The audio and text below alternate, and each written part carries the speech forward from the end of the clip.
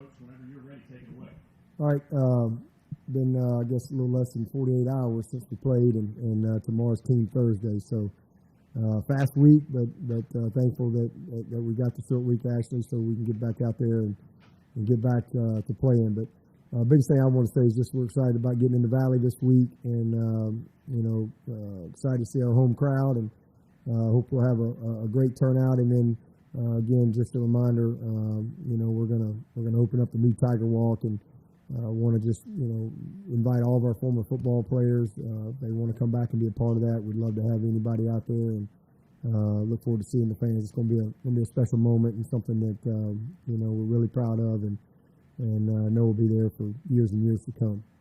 Other than that, guys have responded well this week, and ready to go play again, and apply the lessons from the first game, and see if we can find a way to get on the right track this week.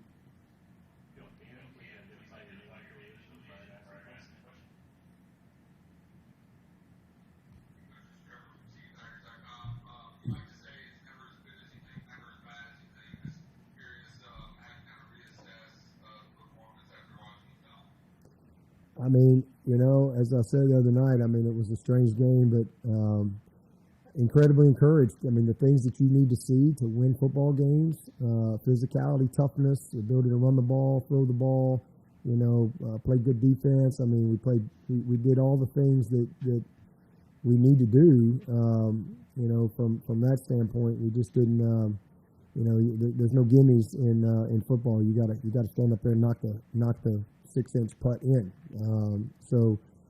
Just some self-inflicted wounds. Just that simple. And those are painful lessons. It's hard to do something for the first time in 127 years, but we did it. And, but I'm proud of what I saw on tape. We've won a lot of games around here where when I watched the tape, I wasn't real happy. But, everything that I wanted to see as far as how we play and what leads to winning, I saw that. There was not, the guys are in position to win. If we average if we do what we did offensively for the rest of the year, we won't lose another game. It's just that simple. I'll sign up for that right now. And so I was very encouraged by what we saw, and it's unfortunate that got overshadowed because we lost the game. But that's what happens when you don't do some of the routine things. We had a cadence situation. We had ball handling. We, put the ball on the ground a couple times. 3 trips inside the 5, we get nothing. A couple of low kicks, and then defensively, to hold them a good offense to 13 points deep into the fourth quarter. I'll sign up for that every week too. But we didn't do much offensively to help them.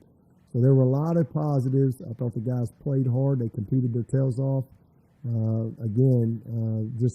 just didn't, do the routine things well.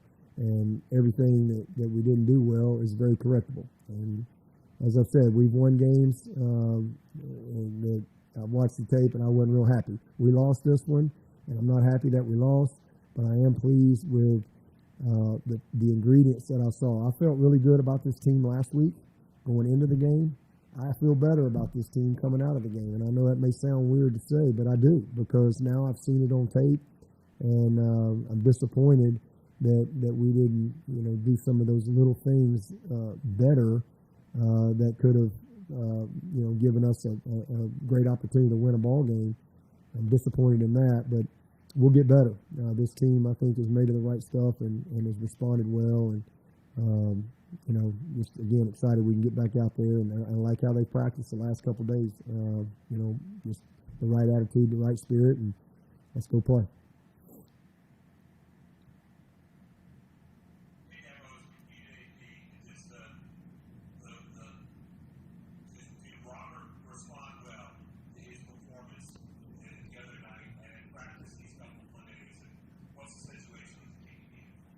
Yeah, he responded well today, and in fact, the team, kind of rallied around him, and it's easy for the team to rally around him because they've seen it. It's not like theory. These guys have seen him with their own eyes, how talented he is, and they know that, it's just a little bit of a mental thing. And sometimes as a young player, you deal with that. And so he's responded well in practice, but you got to do it with the lights on. And I'm hoping for the best, but he's got to go do it. And if not, you got to give somebody else an opportunity.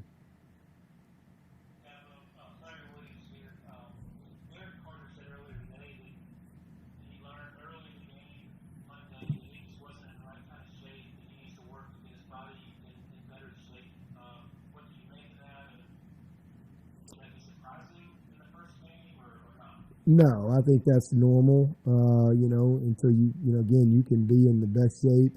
You can make every time, you can practice, you can do everything. But until you go play the game, you got to get back in that playing shape, if you will, and that comes from playing. I mean, again, that's the reason why people have preseason games and things like that. But all of a sudden, you can be in the best shape on the planet. But until you go play the game for an extended period of time, it's different, because in camp they got all kind of rules associated with camp as far as how long you can practice, how much you can go live, how much you can't go live. You only get 2 scrimmages, and you have limitations in that. So there's a lot of things that you get them as far as you can, and then you got to go play, and then you build from there. He's in great shape, but to go play the game with the intensity that comes with it, it just takes getting after it. And he did some good things and did some things he needs to do a little bit better too. But it's just part of it.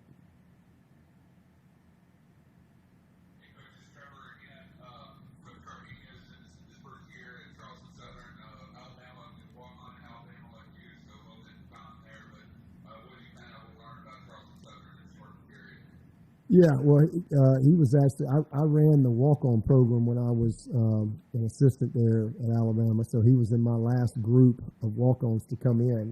I guess it was the 2000 season was my last season at Alabama, and he was in, I believe he was in that 2000 class. So I was responsible for kind of running the walk-on program and getting them in and all that stuff. And so he was in the last group, and then we were gone after that year.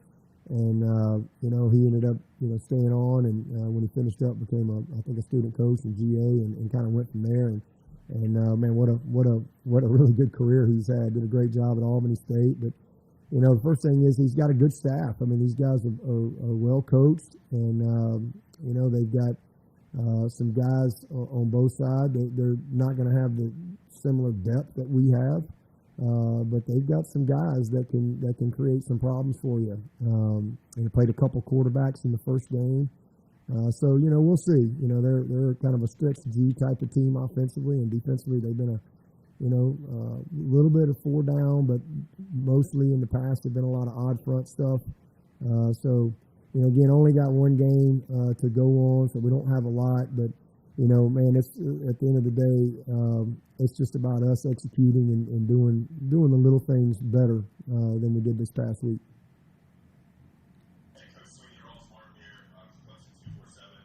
Was there anything you noticed in game or after tape review that surprised you about the two that stood out? And kind of secondary, anything from tape review that really surprised you about your own team, good or bad, that stood out from Duke beyond the obvious that you already talked about much?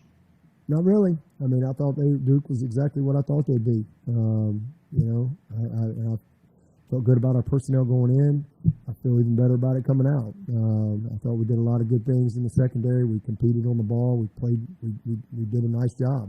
We had a couple of situational things we can clean up and do a little bit better. But there was a couple of communication things where we need to communicate a little louder, make sure we're on the same page. But I thought we did a good job. Again, you're 13 points deep in the fourth quarter. Your defense is giving you a chance. I thought we settled in with several 3 and outs. Unfortunately, we gave up that one run where we got XT and Barrett right there. We don't get him down. And then we had when they ran outside us one time, we've got our end as a box player, and he came inside, and those good backs find those open gaps. So there was a couple of things that we can do better, but nothing that surprise me at all. I thought they were exactly who I thought they would be, and knew they would compete till the end. They did, and the only thing that surprised me was how poor we were in doing the little things that we've done a million times. I was really pleased with our discipline. One penalty to their 7, but name of the game's points. I mean, a lot of yards, a lot of stats, all that stuff, but good on third down. But at the end of the day, you gotta finish. And so the biggest surprise to me was putting the ball on the ground multiple times, and that was disappointing.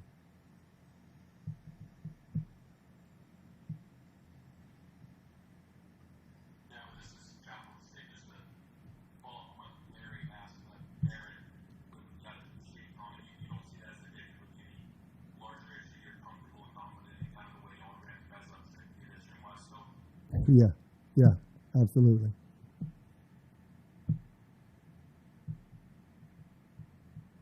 Coach, how did you assess Gabe's performance after watching the film, just in making the right reads and that sort of thing? I thought he made some elite plays, and then he made some not as good plays. I thought he competed his butt off. He made, like I said, he made a few plays that were pretty special. And again, I love his leadership. I love his demeanor. I think there's a few times again where I think he just got a little amped up, and he just needs to, and I think that's just a part of, again, going and play. It's the first time he's played football because he hadn't been hit, he hadn't been tackled, and again, that's another reason why you have preseason games. You can work through some of those type of things. Live full speed ball handling where he's a factor as well, where he could be hit and tackled. I thought he was a little indecisive a couple times in the run game, where I think he's gonna just continue to get better and better. A couple of those second and long situations where I thought he had a very easy opportunity to make it 3rd and 3, 3rd and 4, whether it's his legs or just dumping it off to the check down with all the coverage that they were playing. He held on the ball a couple times too long, but man, that dude he's a competitor and a really gifted player, and he's just going to get better and better, no doubt about it.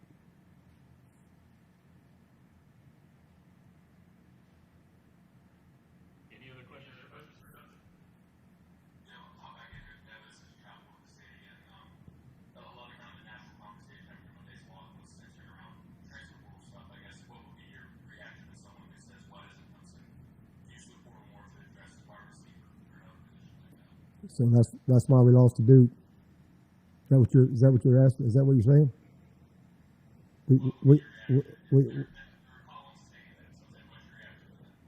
I don't have any reaction to that. I think that's ridiculous. That had nothing to do with us getting beat by Duke on Monday night.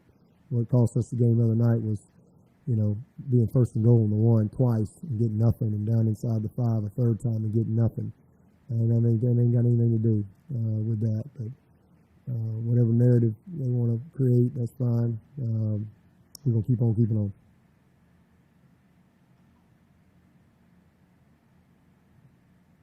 Hey, Coach Swinney, y'all smart for the game 247 from Clemson. What's your assessment of first game for Chris Riley calling the plays? I mean, what did you like? What are things you want to improve on? Or what really stood out in that? I think you were really interested in his first game and moving forward. I'll take it every week. 200 plus rushing, 200 plus passing. Take it every week. I mean, not really much to improve upon when it comes to that. We were very balanced. We settled in. We moved the ball from 7 to 15 on 3rd down. I mean, again, that all of that got lost because we've won games where our stats were terrible and the focus was, well, yeah, you won, but your stats are terrible. Well, our stats were really good and we lost, and so the focus on we lost. So it's a weird dynamic there, but it was awesome. I'll take it every week. He did a heck of a job. I mean, we settled in and kind of got in rhythm and got it going. But I mean, the thing we got to improve on is just obviously ball security. You're 1st and goal on the 1 twice, and you get nothing. And it's routine stuff. It's the cadence. It's ball handling that you've done 10,000 times throughout the summer and fall camp. It's holding on to the ball. Phil again down there on the one. So I thought he did a really good job, and easy to get frustrated because you feel like you're watching the same movie over and over. You go right down the field, nothing, right down the field, nothing, right down the field, nothing, and that can be very frustrating, especially to a play caller. But I thought he had a great poise and a great demeanor all night, and did a nice job. Again, I'll take that every single week. We just need to clean up some of the mistakes that we can control. And if we do that, then I think we'll be a very good team, win a lot of games. You had some drops Monday. Was that something new, or did that occur with that frequency? I didn't watch a single game across the country where there wasn't some drops. I didn't watch a single game. So we caught the ball well. Yeah, we had a couple of critical drops, and we had the 1 3rd and 8 there with Antonio on a competitive play. But man, again, we threw for 200 plus, and for a first game, we did a lot of good things. I thought Bo Collins played outstanding. He played really, really well. So yeah, we had a couple of little things. We had the one that Shipley should have caught, and that's really just a more fundamental thing of him just defining the route instead of kind of drifting in the route and trying to run before he catches it. But listen, when you watch the NFL, you're going to see some drops. So was it an epidemic? No. Are you happy with it and satisfied with any drops? No. But was there anything that just alarming? No. It was actually a pretty good start with this group, and definitely got room for improvement. These are human beings. These aren't robots. This isn't artificial intelligence running around out there. These are young people. But for a first game, good start, and something we can build on. Certainly not perfect, but nothing alarming or anything like that.